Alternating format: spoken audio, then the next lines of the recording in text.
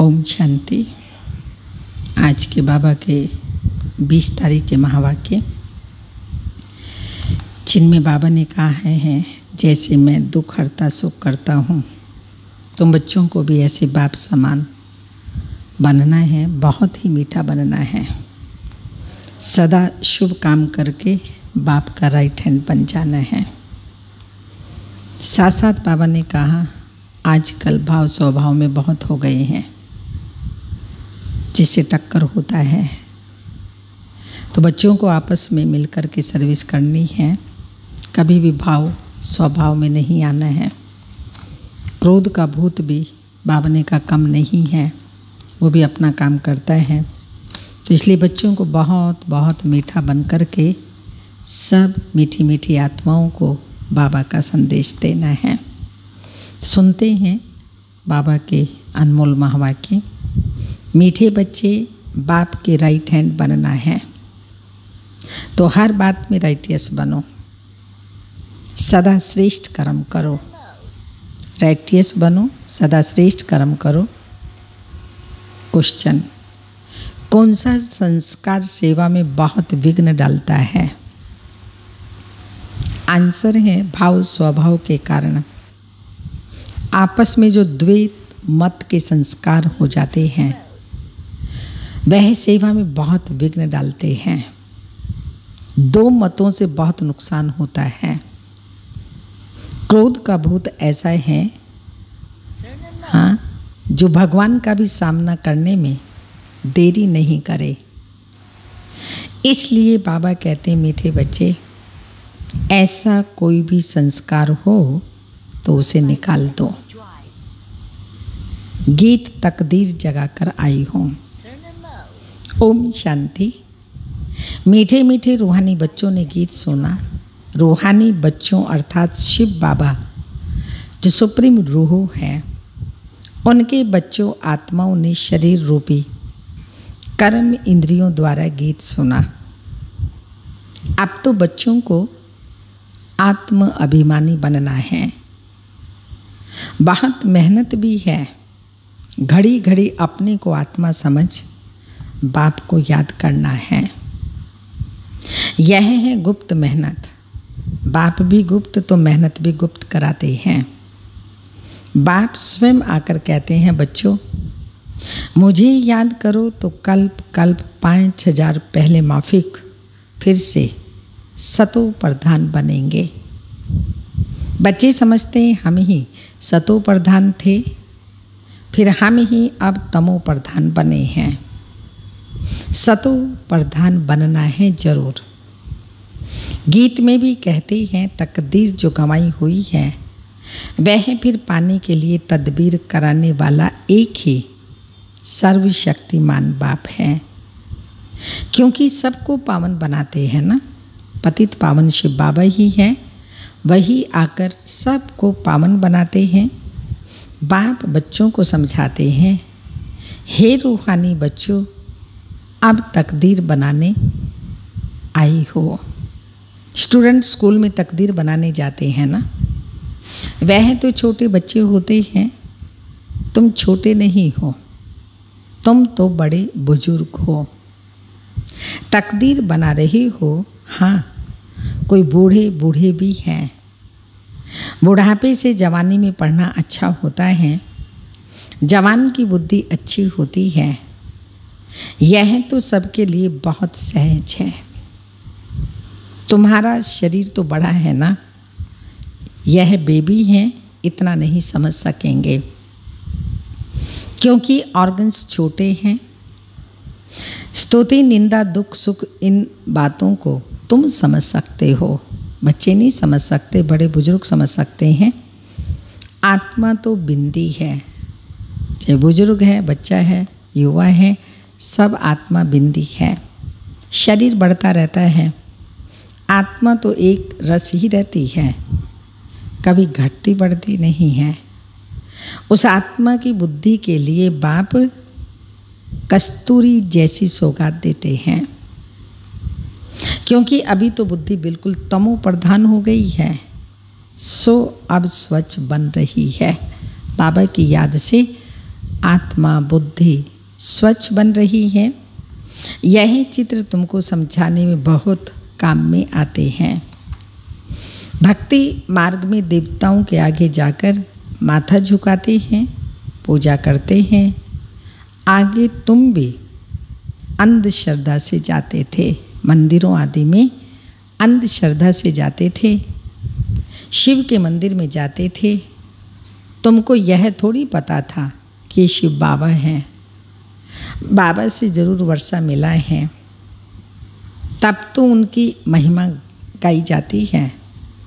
कोई अच्छा काम करके जाते हैं तो उनकी महिमा गाई जाती है।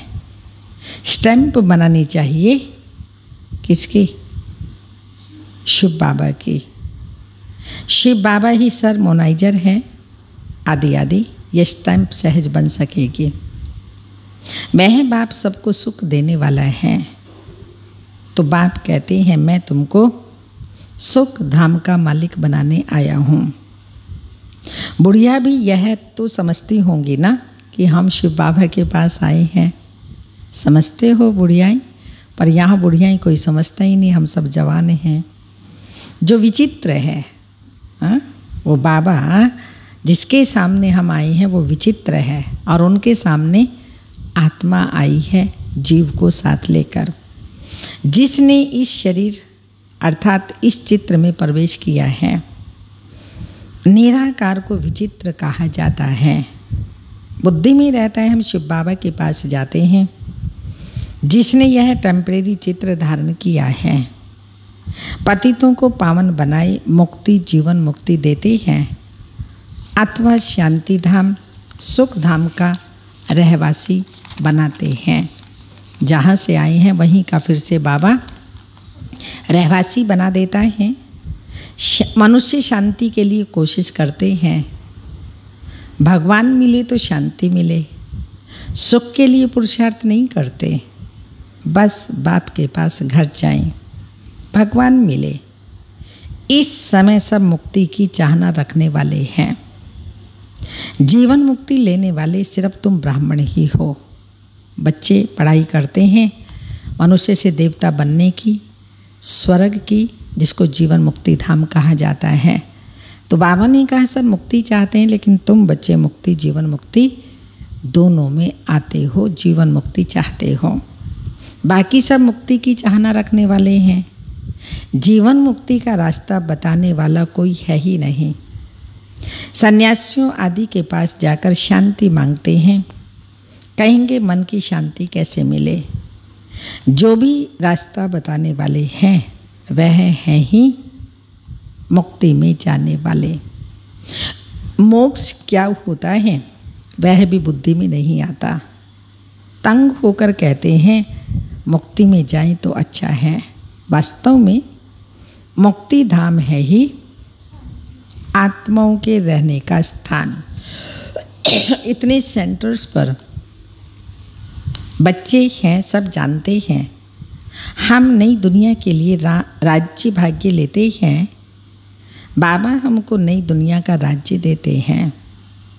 कहाँ देंगे? नई दुनिया में व पुरानी दुनिया में देंगे। बाबा कहते हैं मैं संगम पर आता हूँ। जबकि कलयुग जाने वाला होता है, सतयुग आने वाला होता है। बीच के कल्याणकारी पुरुषोत्तम संगम युग में बाप आकर बच्चों को वर्षा देते हैं। तो न सतयुग में न कलयुग में आता, दोनों के बीच में आता हूँ। बाप तो सबको सदगति देगा ना, ऐसे तो नहीं दुर्गति में छोड़ जाएंगे। सदगति और दुर्गति इकट्ठे रह नहीं सकते। जैसे रात और दिन इकट्ठे नहीं होते, ऐसे ही स्वर्ग और नरक इकट्ठा नहीं होता। रात है तो दिन नहीं, दिन है तो रात नहीं। तो जब स्वर्ग होता है तो नरक की कोई भी बात वस्तु व्यक्ति नहीं होता। बच्चे जानते हैं पुरानी दुनिया विनाश होनी है, इसलिए इनसे प्यार नहीं रखना है। ख़त्म होने वाली चीज़ से कौन प्यार करता है? बुद्धि कहती है बरोबर अभी संगम युग पर हम हैं। ये दुनिया बदलने वाली है। अब बाबा आया हुआ है तो बाप कहते हैं मैं कल्प कल्प संगम पर आता हूँ, तुमको दुख से छुड़ाए हरि के द्वार ले जाता हूँ। ये ज्ञान की बात है। हरिद्वार कृष्ण का द्वार अर्थात कृष्णपुरी को कहा जाता है। हरि माना दुख हरने वाला। शिव बाबा ने दुख हरे कृष्णपुरी स्थापन की, जहाँ कोई दुख का नाम निशान नहीं। अच्छा, उनके पीछे फिर लक्ष्मण झूला दिया। हाँ, उनके पीछे लक्ष्मण झूला लगा दिया। पहले हरिद्वार आएगा। सतयुग को हरि का द्वार कहा जाता है। यहाँ हम संगम पर अतीन्द्रिय झूले में झूलते हैं, फिर सतयुग में जाते हैं, इसलिए वहाँ लक्ष्मण झूला क्यों दिया? क्योंकि यहाँ बाबा हम बच्चों को लक्ष्य देता है मनुष्य से देवता बनने का। जब वो लक्ष्य सामने होता है, वो लक्षण आते जाते हैं। दुनिया की जो दुख की बातें हैं, इस शरीर की जो भी सुख आदि हैं, वो छूट जाते हैं। आत्मिक सुख, अतीन्द्रिय सुख बाबा देता है, वो अनुभव करते हैं। उस झूले में झूल करके फिर हम स्वर्ग में जाते हैं। फिर राम लक्ष्मण आदि दिखाते हैं। वह बात कोई है नहीं, वह तो बनाई हुई बात है। राम को कितने भाई दे दिए हैं? 4 भाई तो होते ही नहीं। सतयुग में इतने बच्चे नहीं होते, 2 बच्चे होते हैं। 4-8 भाई तो यहाँ होते हैं। एक तरफ ईश्वरीय मत, ईश्वरीय संतान, दूसरे तरफ आसुरी संतान। अभी तुम जानते हो शिव बाबा ब्रह्मा तन में आए हैं। शिव बाबा है और ब्रह्मा दादा, प्रजापिता ब्रह्मा। वह आत्माओं का पिता तो अनादि है। इस समय ब्राह्मणों को रचते हैं। ऐसे नहीं कि शिव बाबा शालिग्राम को रचते हैं। आत्मा तो सदा है ही, सतो रजो तमो में आती है, लेकिन शरीर आत्मा छोड़ती जाती है। शरीर बदलता रहता, आत्मा कभी बदलती नहीं, छोटी बड़ी नहीं होती। शालिग्राम तो अविनाशी है ही, सिर्फ बाप आकर पवित्र बनाते हैं। जब तक आत्मा पवित्र नहीं बनी, तब तक शरीर कैसे पवित्र बन सकता? हम आत्मा ही पवित्र थी तो सतो प्रधान थी। अभी अपवित्र तमो प्रधान है, फिर सतो प्रधान कैसे बने? यह तो सहज समझ की बात है। तुम इस समय खाद पड़ने से पतित तमो प्रधान हो गई हो, अब फिर सतो प्रधान बनना है। हिसाब किताब चुकतो कर सब शांति धाम व सुख धाम चले जाएंगे। आत्मा ही निराकारी घर से कैसे आती है, उसकी तक यादगार भी क्रिश्चियन लोग झाड़ में बल्ब लगाकर बनाते हैं। तुम जानते हो ये सभी धर्मों की अलग अलग शाखाएं हैं। सृष्टि रूपी कल्प वृक्ष में वहाँ से आत्माएं कैसे नंबरवार नीचे उतरती हैं, यह नॉलेज तुमको मिल गई। हम आत्माओं का घर शांति धाम है, अभी है संगम। वहाँ से सब आत्माएं आ जाएंगी, फिर सब जाएंगे। पढ़ ले तो होने की नहीं है। तुम जानते हो हम बाबा से तकदीर बनाने फिर से स्वराज्य लेने आए हैं। यह सिर्फ कोई कहने मात्र नहीं है, याद से ही वर्षा मिलेगा। बाप कहते हैं देही सहित जो भी देह के मित्र संबंधी आदि हैं, सबको भूल जाओ। चित्र और विचित्र है ना, चित्रों को भूल जाओ, विचित्र बाबा को याद करो। लेकिन पहले अपने को विचित्र आत्मा समझना होगा, तब बाबा याद आएगा। विचित्र उनको कहा जाता है जिनको देखा नहीं जाता।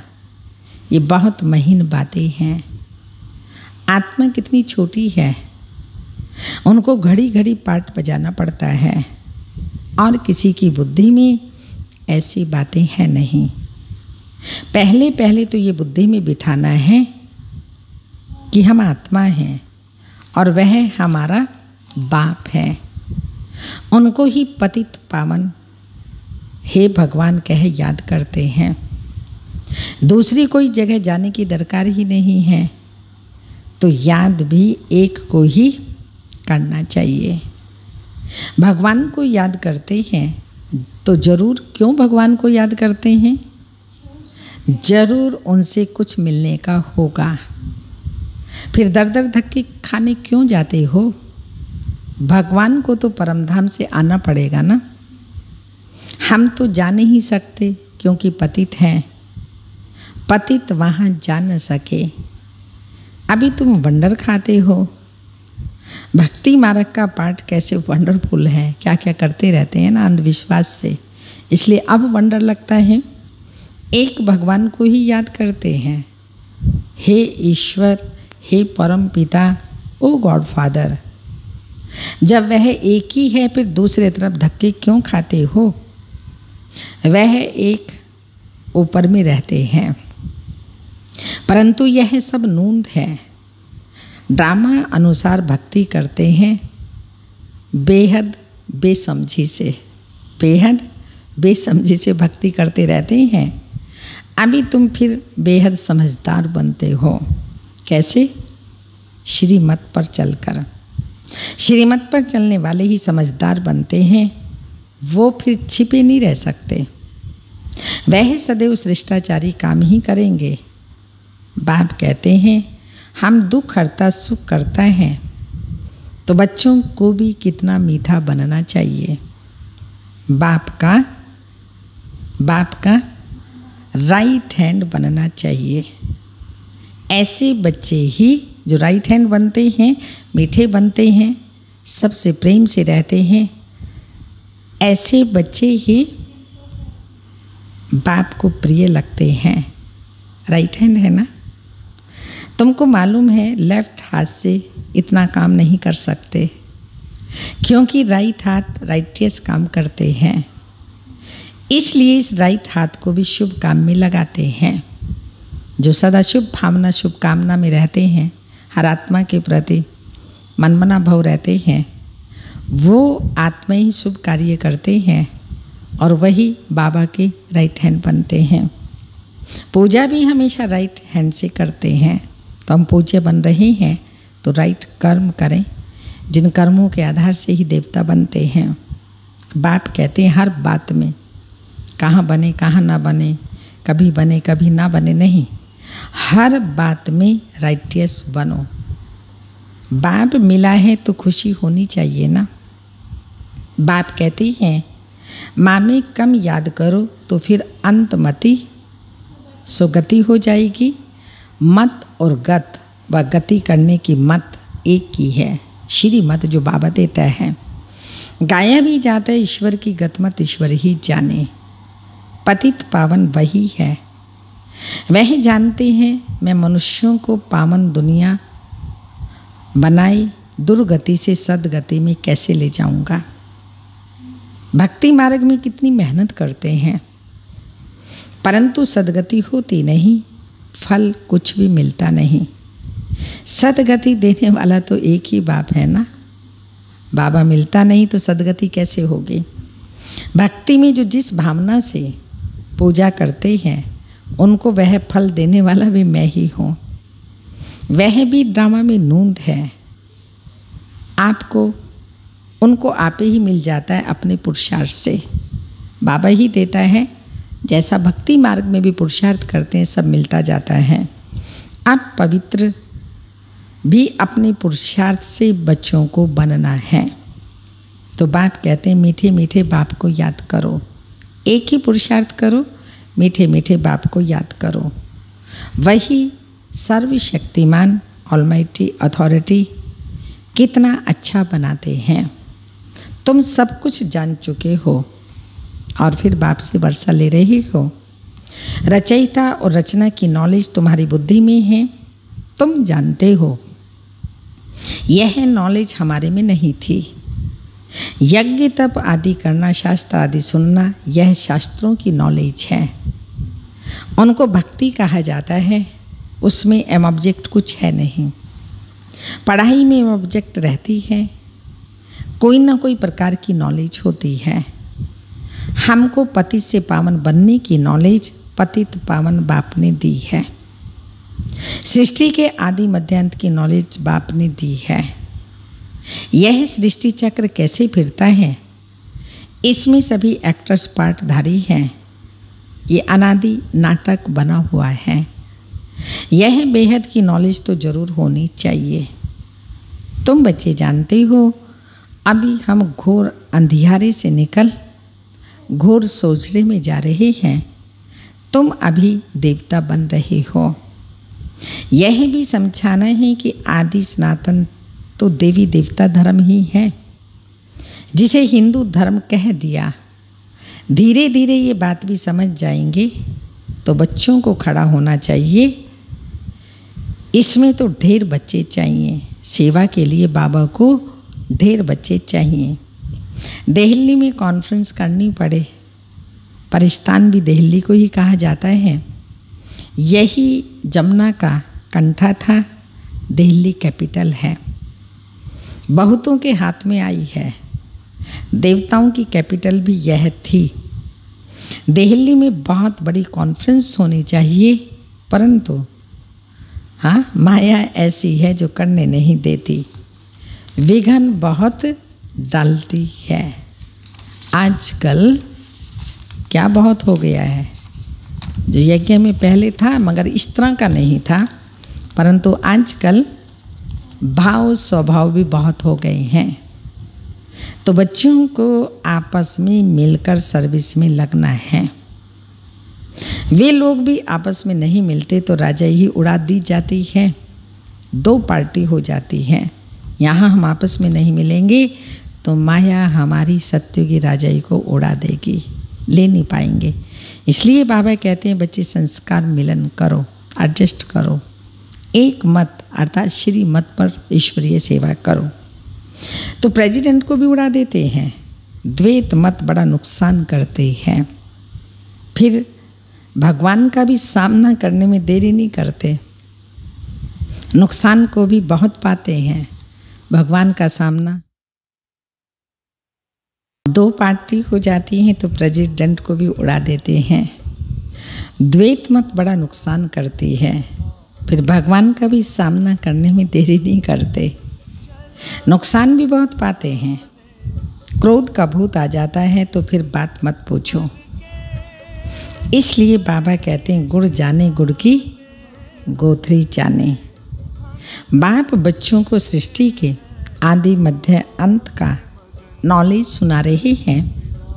अब कोई धारणा करे ना करे उसके ऊपर है, बाबा तो ज्ञान दे रही हैं। अब कोई धारणा करे व ना करे, वह है पुरुषार्थ पर मदार। ऐसे नहीं कोई बाबा आशीर्वाद व कृपा करेंगे, इसमें कृपा आदि मांगने की बात नहीं। प्रेरणा से अगर योग व ज्ञान सिखाना होता फिर तो बाप कहते मैं इस गंदी दुनिया में आता ही क्यों। प्रेरणा आशीर्वाद ये सब भक्ति मार्ग के अक्षर हैं, इसमें पुरुषार्थ करना होता है, प्रेरणा की बात नहीं।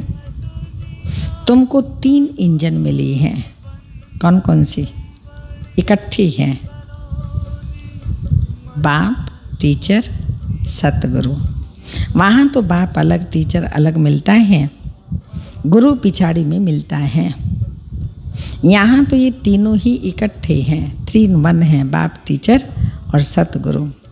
बाप कहते मैं तुमको पूज्य बनाता हूँ, तुम फिर पुजारी बन जाएंगे। बड़ा युक्ति से समझाना है, ऐसा ना हो कोई बेहोश हो जाए।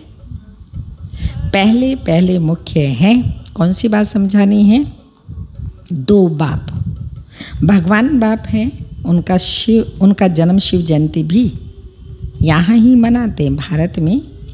जरूर स्वर्ग का मालिक बनाते होंगे, भारत में ही स्वर्ग था। अभी नरक के विनाश के लिए महाभारत लड़ाई खड़ी है। जरूर बाप नई दुनिया की स्थापना कराने वाला भी है। तो बाप की श्रीमत पर ही हम कहते हैं कि भारत को हम पावन बना करके ही छोड़ेंगे। ये बाबा से बच्चों ने वायदा किया है, भारत को पावन बना करके ही छोड़ेंगे। अच्छा, मीठे मीठे सिक्के लदे बच्चों प्रति माता पिता बाप दादा का याद प्यार।